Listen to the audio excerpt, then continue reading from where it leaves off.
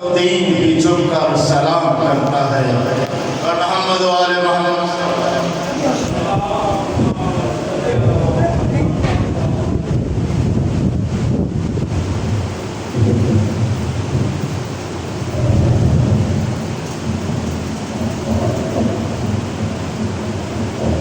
محمد و آل محمد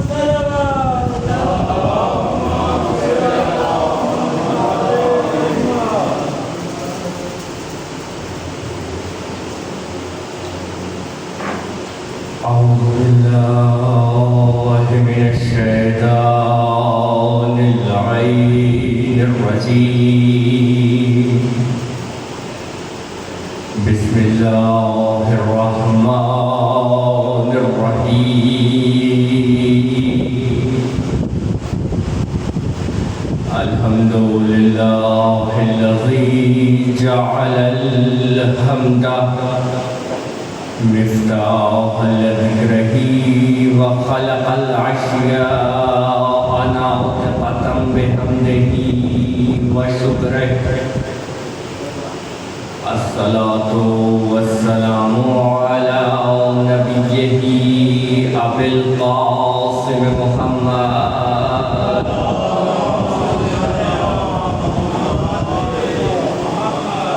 وعلى آله الطاهرين أولي المكارم والجود الحمد لله الذي هدانا لهذا وما كنا لنهتدي لولا أن هدانا الله أما بعد فقد قال الله تبارك وتعالى في كتابه المحكم وكتابه المتقن وقاله أحسن بسم الله الرحمن الرحيم إنا أعطيناك الكوثر سلام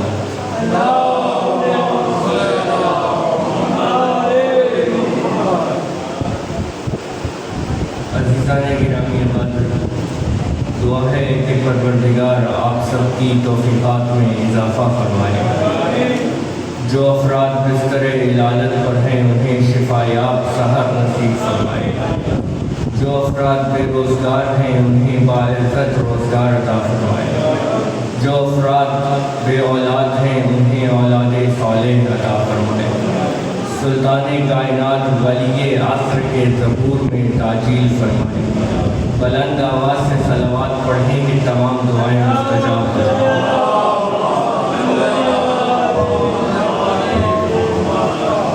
اور اپنے تمام مرحومین کو پیش نظر رکھتے ہوئے اور قبلہ کے تمام مرحومین کو ملحوظ خاطر رکھتے ہوئے ایک مرتبہ سورہ فاتحہ اور 3 مرتبہ سورہ اخلاص کی تلاوت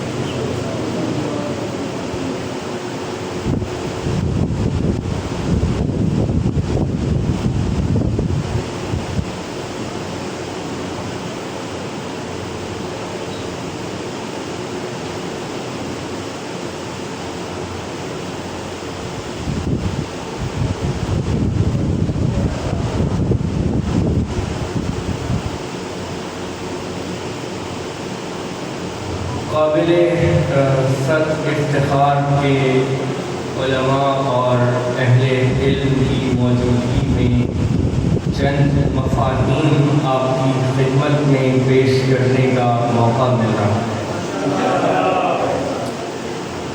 عزیزان گرامی قدر قرآن حکیم اس نامتناہی ذات کا قرآن حکیم اس نامتناہی کا نامتناہی کلام ہے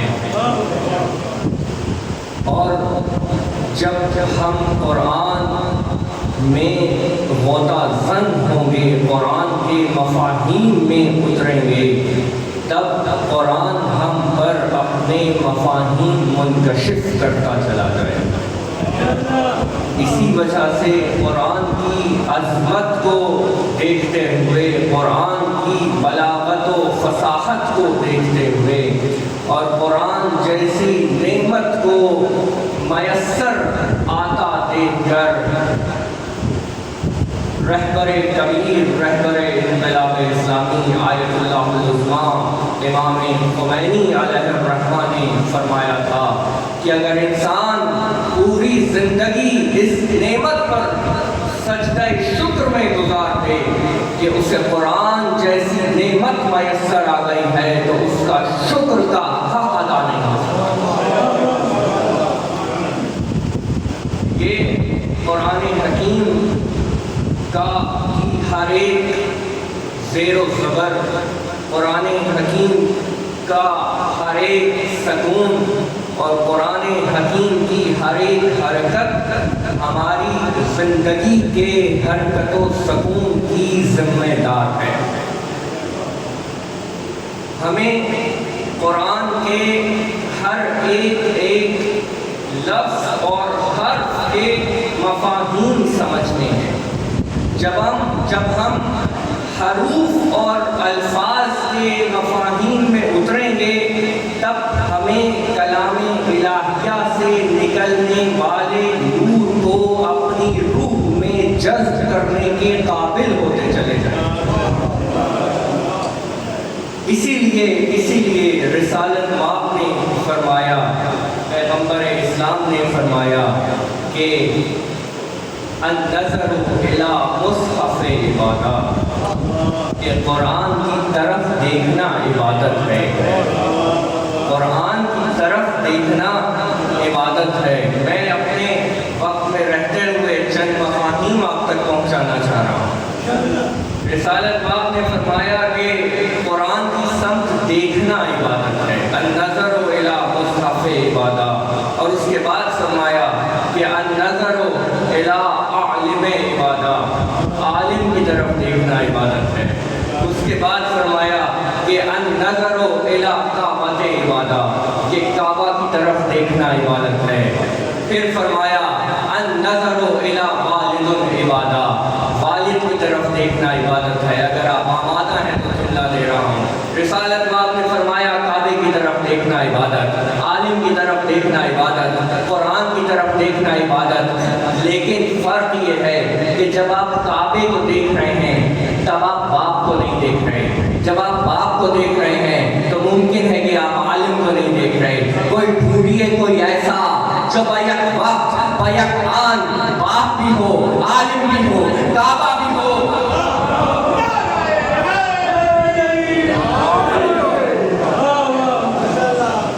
اسی لیے رسالت مآب نے فرمایا کہ النظر الی وجہ علی عبادت،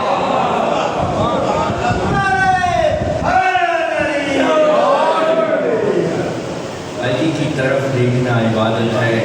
اور عزیزان گرامی، ہمیں قرآن میں اترنا ہے، ہمیں قرآن کے مفاہیم میں اترنا ہے۔ اور جب ہم قرآن کے مفاہیم میں اترتے چلے جائیں گے تو اس آیت کی طرف آئیے جس آیت کو میں نے سرنامہ گفتگو قرار دیا۔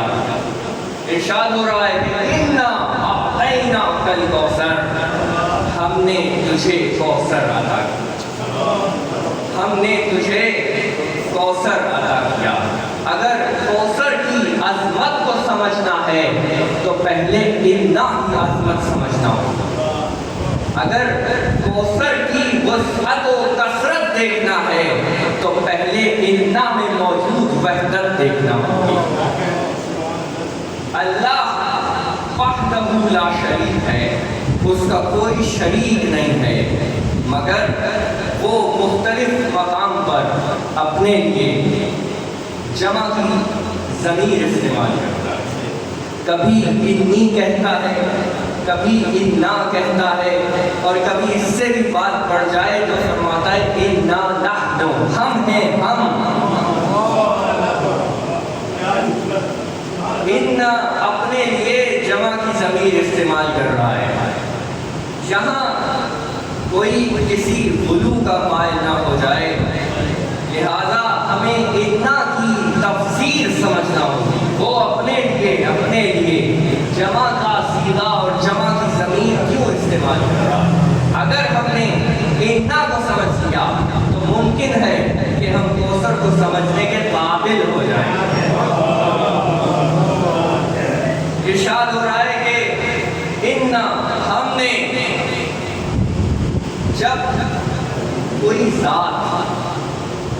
جب کوئی ذات سلمان پڑھی اللہ کی صحت و سلامتی کے لیے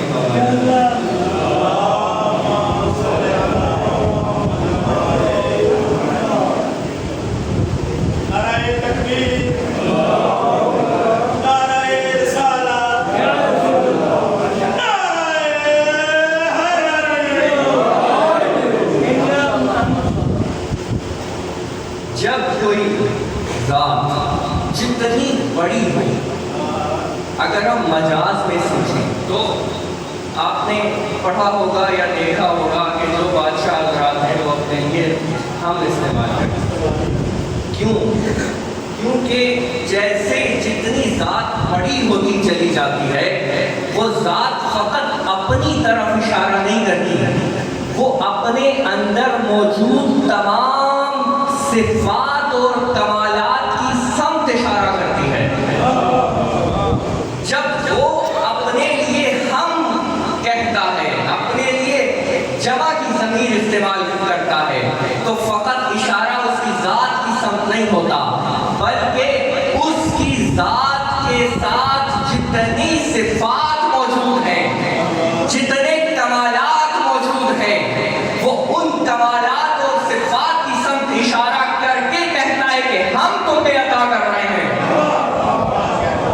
ہم عطا کر رہے ہیں۔ یعنی پہلے اس کی عظمتوں کی وسعت کو سمجھو، پھر کوثر کی عظمت سمجھ آئے گی۔ یعنی پہلے اس کے کمالات کو کوئی درک کرنے کی اہلیت تو پیدا کرے، پھر کوثر کے دریا میں معجزت ہو، پھر کوثر کو سمجھنے کی کوشش کرے۔ اِنَّا أَعْطَيْنَاكَ، ہم تجھے عطا کر رہے ہیں، ہم عطا کر رہے ہیں۔ یاد رکھیے گا، خدا اپنے تمام کمالات اور صفات کی طرف اشارہ کر کے کہہ رہا ہے ہم عطا کر رہے ہیں۔ اور کسے عطا کر رہے ہیں؟ وہ جس کے لیے قرآن حکیم میں اللہ نے کبھی یا ایھا المزمل کہا، کہیں یا ایھا المدثر کہا، کہیں طٰہٰ کہا، کہیں یاسین کہا، اتنے اسماء استعمال کرتا چلا گیا۔ وہ یہاں پر کہہ رہا ہے ہم تجھے عطا کر رہے ہیں۔ اللہ نے یہاں اپنے حبیب کا کوئی صفاتی نام نہیں دیا، کوئی اپنے حبیب کا کوئی اختیاراتی نام نہیں دیا، بلکہ فرمایا ہم تجھے عطا کر رہے ہیں۔ کوئی قلب عاشق اور وجدان عارف ہو تو اس تجھے کی تفسیر کرے۔ کوئی سمجھے کہ جب کبھی نام نہ لیا جائے تو کوئی کہتے کہ ہم تجھے دے رہے ہیں، تو اس کی عظمت اور اس کی عظمت فقط ایک عاشق یا عارف سمجھ سکتا ہے۔ ہم تجھے دے رہے ہیں۔ کیا دے رہے ہیں؟ کوثر دے رہے ہیں۔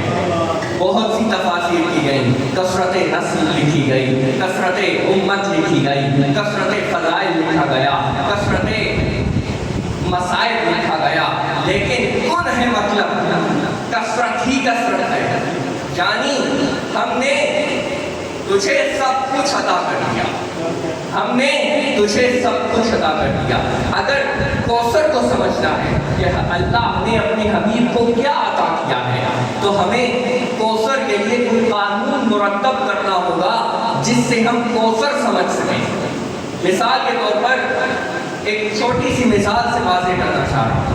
مثال کے طور پر آپ کے ذہن میں کوئی مفہوم ہوتا ہے، لیکن خارج میں اس مفہوم کے کئی مصداق ہوتے ہیں۔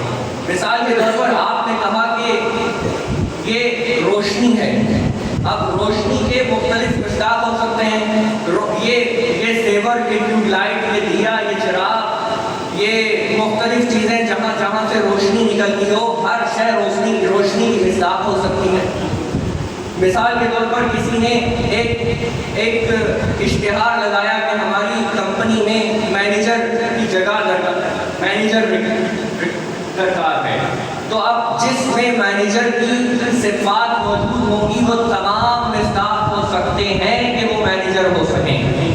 جس طرح روشنی ایک مفہوم ہے، جس طرح مینیجر ایک مفہوم ہے، لیکن اس کے مصداق ایک سے زیادہ ہو سکتے ہیں۔ اسی لیے اسی طرح ہر وہ ادا، خاص توجہ، ہر وہ ادا جو خاص اللہ نے رسالت مآب کو عطا کی، وہ کوثر کی مصداق،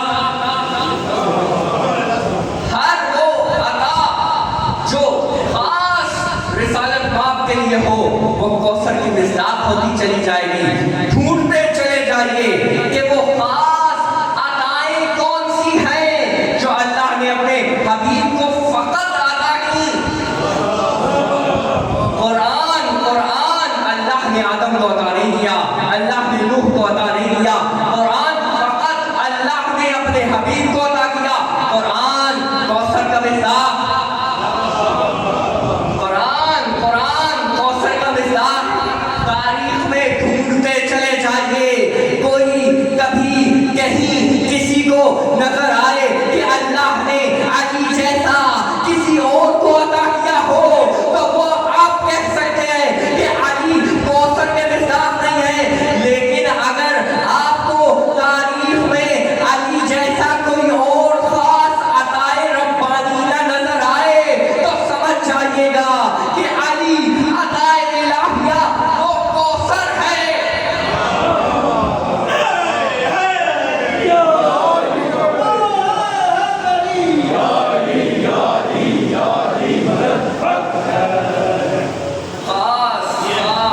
عطائے ربانی کا نام کوثر ہے۔ ہر وہ عطا جو اللہ نے اپنے حبیب کو، فقط اپنے حبیب کو عطا کی، وہ کوثر کی مصداق ہوتی چلی جائے گی۔ قرآن کوثر کا مصداق، علی کوثر کا مصداق، جناب زہرا سلام اللہ علیہا کوثر کی مصداق، امام حسن علیہ السلام کوثر کے مصداق۔ اور یہ ایسے امام حسن ایسے کوثر کے مصداق ہیں کہ رسالت مآب خطبہ دے رہے ہیں اور امام حسن علیہ السلام تشریف فرما ہے، اصحاب کا مجمع ہے، اور جیسے ہی چند اصحاب نے دیکھا، خاص توجہ کیجیے گا، چند اصحاب نے دیکھا کہ رسالت مآب پیغمبر اسلام خطبہ دے رہے ہیں اور خطبہ دے رہے ہیں، اور لیکن امام حسن علیہ السلام اپنا دایاں ہاتھ اپنی تھوڑی کے نیچے رکھ کر فقط آسمان کو دیکھ رہے ہیں۔ جیسے ہی یہ منظر اصحاب نے دیکھا تو رسالت مآب کو ٹوکا اور ٹوک کر کہا کہ یا رسول اللہ، یہ آپ کے نواسے امام حسن کیا کر رہے ہیں؟ آپ خطبہ دے رہے ہیں اور امام حسن فقط آسمان کی طرف دیکھ رہے ہیں۔ جناب رسالت مآب نے امام حسن کو بلایا نہیں ہے، ان سے نہیں پوچھا کہ یہ تم کیا کر رہے ہو، بلکہ اس صحابی سے مخاطب ہوئے اور فرمایا تمہیں معلوم نہیں ہے کہ میرا حسن اس وقت لوح محفوظ کو ملاحظہ کر رہا ہے۔ یہ بات ہو گئی، اصحاب کو پتہ چل گیا۔ اگلے دن دوبارہ رسالت مآب منبر پر آئے اور معمول سے ہٹ کر جناب امام حسن علیہ السلام کو اپنی آغوش میں لیا اور آغوش میں لے کر منبر پر آئے اور منبر پر بیٹھے تھے۔ امام حسن آغوش میں تھے، 3 برس سن تھا، اور جب پیغمبر اسلام خطبہ دے رہے تھے، دین کے احکام بتا رہے تھے، تو اچانک ایک شخصیت مسجد میں داخل ہوئی، اور جیسے ہی اس شخصیت کو پیغمبر اسلام نے دیکھا تو انہوں نے اپنا خطبہ روکا، اپنا بیان روکا اور منبر سے اترے، اور اترنے کے بعد اس شخصیت سے ملنے کے بعد ان سے مصافحہ کیا، ان سے معانقہ کیا، ان سے اچھی طرح ملنے کے بعد پوچھا بتائیے آپ کیسے، آپ کا آنا کیسے ہوا، خیریت سے آئے ہیں؟ کہنے لگے کہ میرے چند سوالات تھے، میں وہ پوچھنے آیا تھا۔ رسالت مآب نے فرمایا کہ میری جگہ ممکن ہے کہ یہ میرا نواسا تمہارے سوالوں کے جواب میں تمہیں سیراب کر دے۔ امام حسن علیہ السلام کو شخصیت کے حوالے کیا، حوالے کرنے کے بعد وہ دونوں ایک جانب بیٹھ ادھر ختم ہوا, ادھر ان کی گفتگو ختم ہوئی. دونوں اٹھے, اٹھنے کے بعد اس شخصیت نے امام حسن کو حوالے کیا, اور جب جانے لگے تو رسالت مآب نے پوچھا کہ بتائیے سوالوں کے جواب میں آپ کی تشفی ہو گئی, آپ کی تسلی ہو گئی؟ کہنے لگے میں نے ہر ایک سوال کے جواب میں آپ کے اس نواسے کو آپ جیسا پایا ہے,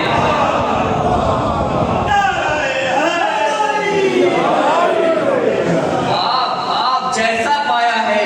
اور وہ جن کی ابھی کل کی حیرتیں ختم نہ ہوئی تھی, آگے بڑھ کے پوچھنے لگے یا رسول اللہ یہ شخصیت کون تھی جن کے لیے آپ منبر سے اتر آئے, جن کے لیے آپ نے حسن کو حوالے کر دیا؟ حضور مسکرائے, فرمایا یہ خضر تھے, اکثر اپنے مسائل لے کر ہمارے پاس آتے رہے.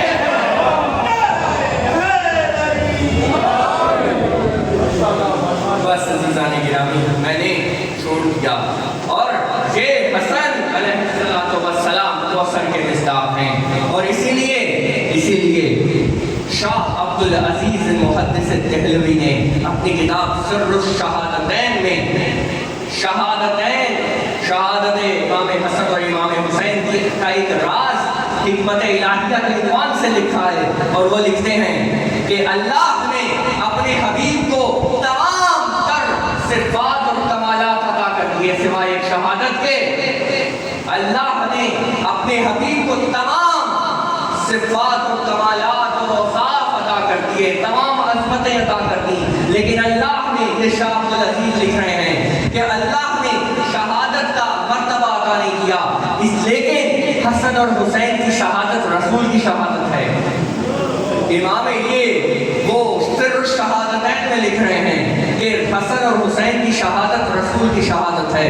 یہاں میں ایک جملہ کہنا چاہتا ہوں, اگر امام حسن اور امام حسین کی شہادت رسول کی شہادت ہے تو حسن کا قاتل اور حسین کا قاتل رسول کا قاتل ہوگا.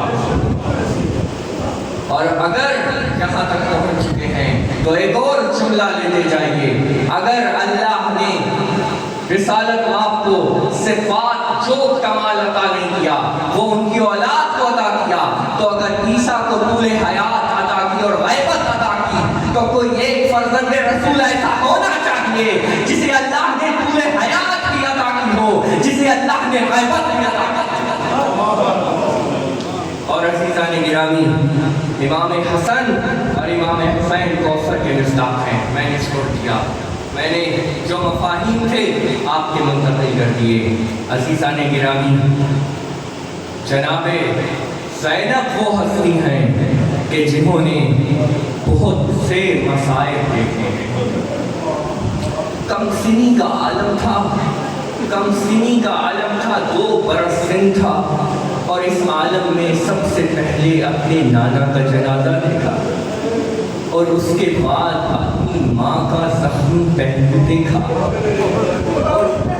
اور اس کے بعد اپنے باپ کا شکستہ سر دیکھا, اور اس کے بعد جناب زینب پر ایسی قیامت ٹوٹی کہ دونوں بھائیوں کے جنازے دیکھے, اور ایسی حالت میں جنازے دیکھے کہ جناب زینب نے حسن کے جگر کے ٹکڑے دیکھے, اس کے بعد حسن کے لاشے پر تیر دیکھے, ادھر حسین کا لاشا حسین نے 70 قدم, جناب زینب نے 70 قدم سے دیکھا کہ حسین کا لاشا پامال ہو چکا تھا. یہ جناب زینب کا جگر تھا کہ کبھی حسن کے جنازوں کے تیر دیکھے, یہ زینب کا جگر تھا کہ کبھی حسین کا لاشا تیروں پہ معلق دیکھا.